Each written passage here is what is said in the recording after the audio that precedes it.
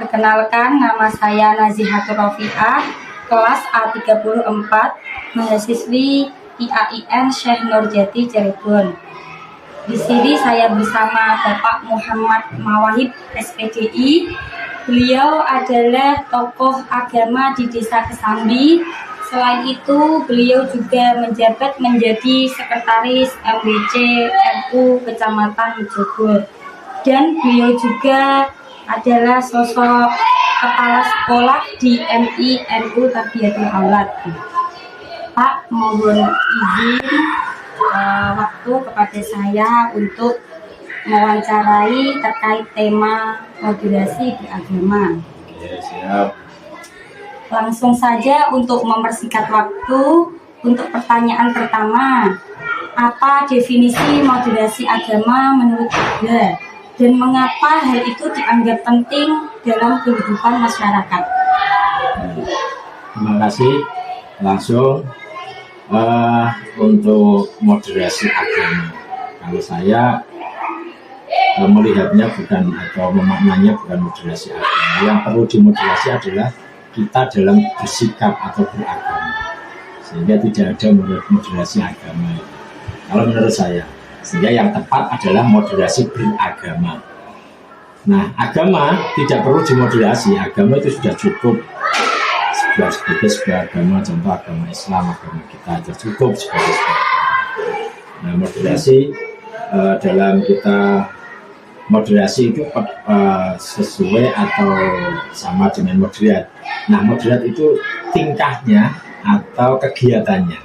Nah, kita dalam beragama kita harus moderat, bisa menerima sesuatu yang tidak cocok dengan kita, apalagi sesuatu yang cocok dengan kita. Itu mungkin pengertian moderasi beragama menurut saya. Sehingga kalau bahasa saya perlu tak rubah, jangan moderasi agama, tapi moderasi beragama. Oke, ya, terima kasih atas ilmu yang telah diberikan, Pak. Untuk pertanyaan selanjutnya, Bapak ini kan sebagai pendidik dan juga kepala sekolah di MI NU Tarbiyatul Aulad. Nah, menurut jenengan, bagaimana pendidikan dapat berperan dalam mempromosikan moderasi beragama di kalangan masyarakat? Ya, terima kasih. Untuk lembaga pendidikan ini sangat vital atau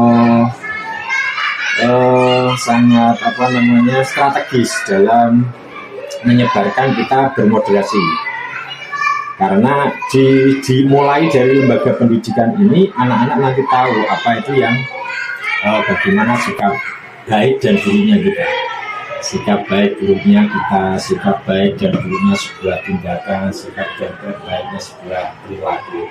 Itu dimulai dari madrasah. Kalau sekarang kita dari mungkin apa yang disampaikan yang sudah disampaikan nanti bahwa pendidikan awal itu dari keluarga, iya betul. Tapi lebih tepatnya itu dimulai dari lembaga pendidikan yang berbasis agama seperti MI, MTS dan MA. Nah, di situ moderasi beragama bisa terwujud dengan kerjasama dengan sebuah lembaga pendidikan, terutama lembaga pendidikan agama atau lembaga pendidikan umum, tapi di situ dimasuki dengan pelajaran-pelajaran agama. Sementara itu. Oh, berarti poin penting dalam mempromosikan moderasi beragama adalah mata pelajaran yang sinkron dengan agama-agama ya. Terus menurut jenengan kan sebagai pemimpin di sini, adakah peran pemimpin atau ada tantangan-tantangan sebagai pemimpin dalam membimbing siswa atau umat jenengan menuju sikap moderasi agama?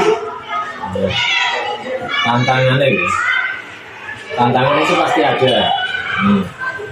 Kadang di dalam sebuah perjalanan kita sebagai pemimpin itu kita dihadapkan pada dua persoalan. Yang pertama dengan sebuah kelompok atau dengan kelompok kita, dan yang kedua dengan non kelompok kita. Nah, ini yang harus bisa kita mensikapinya, yang harus bisa kita mempraktekkan. Di moderasi agama itu dimulai dari itu. Contoh, ada orang yang tidak cocok dengan kita, ada orang yang tidak sepaham dengan kita, ada orang yang tidak sealiran dengan kita.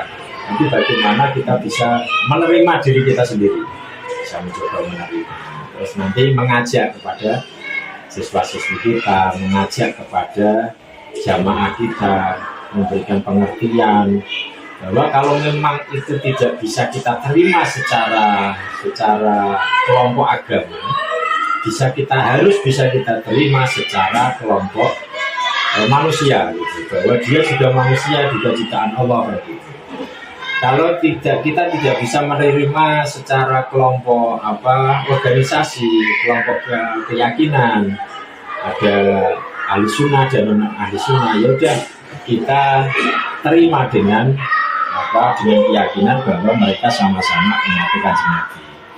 Kita mulai dari itulah dasar-dasarnya itu. Nah, yang penting seorang pemimpin harus bisa menerima semuanya, memberikan contoh, bisa menerima kelompok A, bisa menerima kelompok B, bisa menerima kelompoknya sendiri, dan memberikan pengertian kepada kelompoknya untuk bisa menerima kelompoknya. Terima kasih Pak atas waktu dan ilmu yang telah diberikan kepada kami. Semoga bermanfaat. Wassalamualaikum warahmatullahi wabarakatuh. Waalaikumsalam.